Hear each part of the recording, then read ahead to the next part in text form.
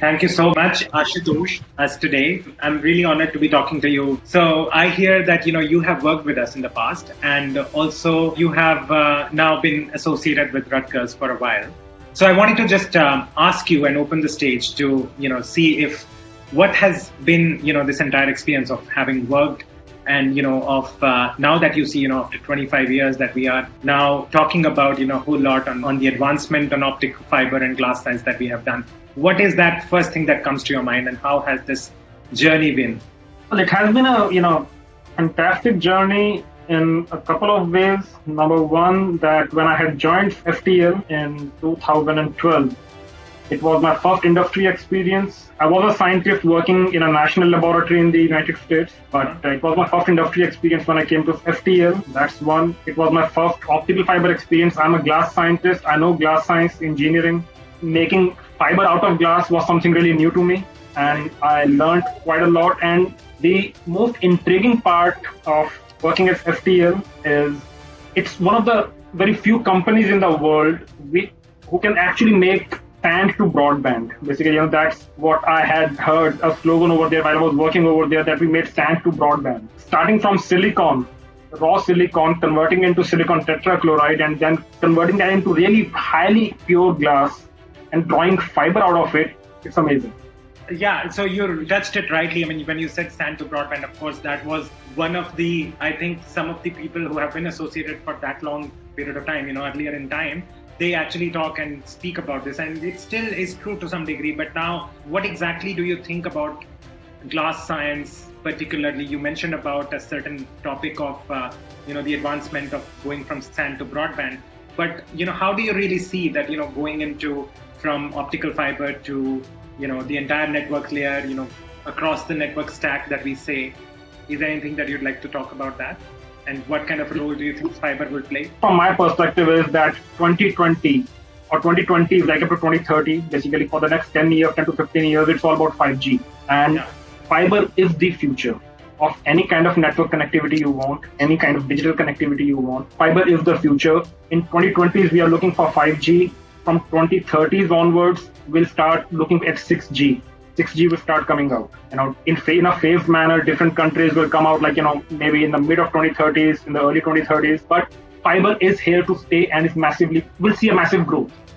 Any specific reminisce, anything from the past that, of your experience, any project or any association of STL, any special moment? I think it will be great to hear if there's any story or some high point in your career with STL that may have inspired you or that you think is memorable, that you may want to, explain and kind of talk to about?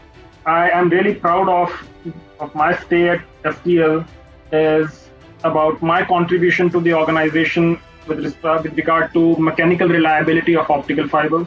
In fact, yesterday I was looking through FTL website and I searched mechanical reliability in the search box, and I was so amazed to see that my technical report and white paper show up as the very first search.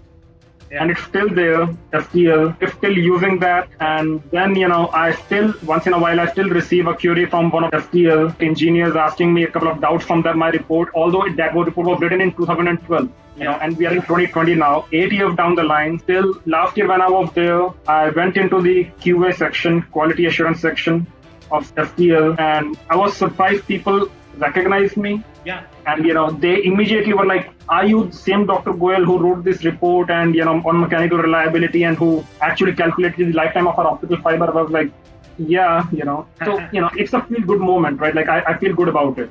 I am very curious to know, Ashutosh, that you mentioned about this particular white paper and the report that you remember from 2012, you said, right? How has that experience been? So now when you connect with students from Rutgers, how does that really help out?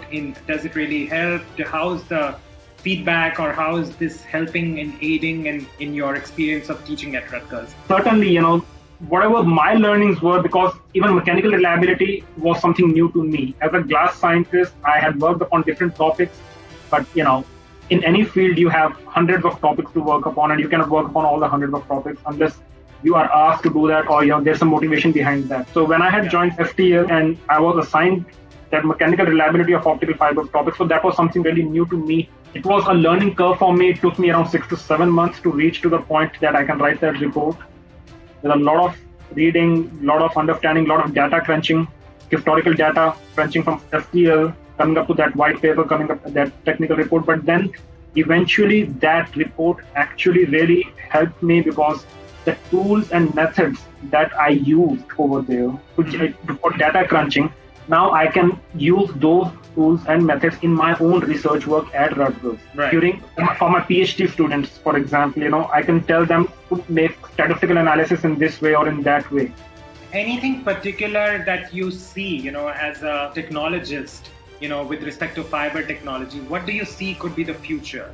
I mean, do you think that with this advent of, wire and wireless that we are talking about, and then converged, technologies of, telecommunication, do you see that converged network, or what do you see really is the future? Does fiber optics really have a great future according to you? Anything? As I said earlier, fiber optics is here to stay. And not only here to stay, it's here to massively grow. Fiber optics will see a massive growth. So just to give you an example, I live in the United States, right? And one of the most developed countries. Still in my house, I get internet connection through a coax cable, right? So I can get Fios, but then it becomes expensive. If there is still a room in a country like United States to get connectivity to home, to fiber, imagine about the rest of the world. Optical fiber will see a massive growth. FTTX is still being used. There was a news, San Francisco recently, I was reading San Francisco is all going to, fiber optics network, like, going to FTTX level. Right. Where it'll be completely fiber optics now. But that's one city. Imagine the whole world. And then, as I said earlier, we are still looking for 5G. 5G is expected to have 100 times more speed than 4G. But that 100 times more speed also comes at its own challenges. You'll be using higher frequency for 5G. You will need more data will be transmitted. More data means more fiber will have to be used. Right. So after 5G comes in 6G, that will be even, let's say, advanced version. Actually, up to 4G level, technologies have been completely replaced from 1G to 2G, 2G to 3G. But from 4G onwards now, we are actually building upon the previous technology. So 5G is an advanced version of 4G. 6G is expected to be an advanced version of 5G. It's not being completely replaced. We are building upon it. We will need more and more fiber for that. So fiber, as I said earlier, I'll repeat myself again over here. Fiber will see a massive growth, at least for next 20 to 25 years. Well, great to hear that from you. Especially as a company who is, of course, wants to be seen and is positioning itself as a leading integrator of digital networks. It's really great to hear that.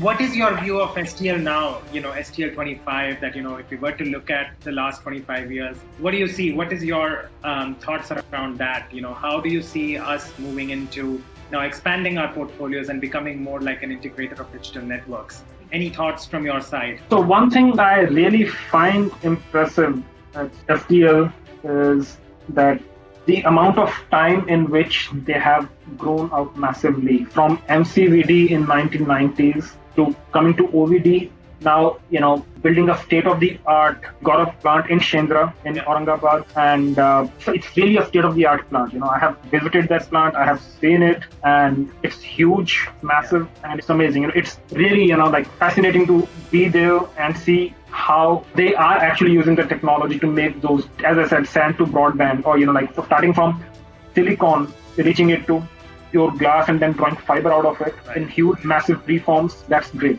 to see that. Apart from that, one thing I really like about STL is their commitment and vision towards research and development, because R&D is the future. If you won't invest in R&D today, in research and development today, you won't be able to lead the technology in future or lead the world in future in whatever way you want, in whatever technology you want. And the company understands that. I think it's one of the very few companies, Indian-grown companies, who actually really understand this concept of research and development and are willing to invest in it.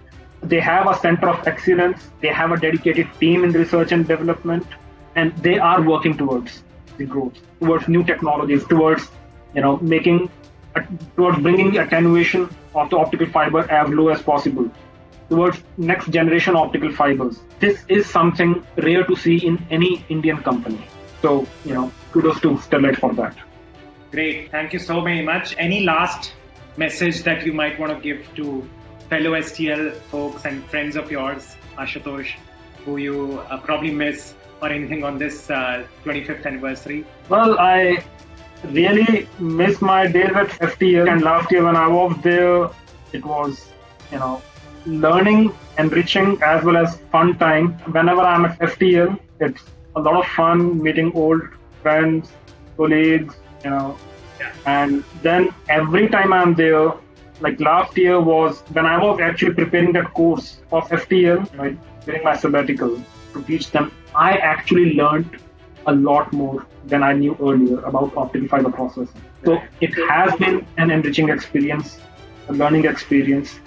I wish all of them, good luck for their future, for their careers, and congratulations to FTL team and FTL, Dr. Anand Agarwal, Ankit Agarwal, for celebrating this 25th anniversary.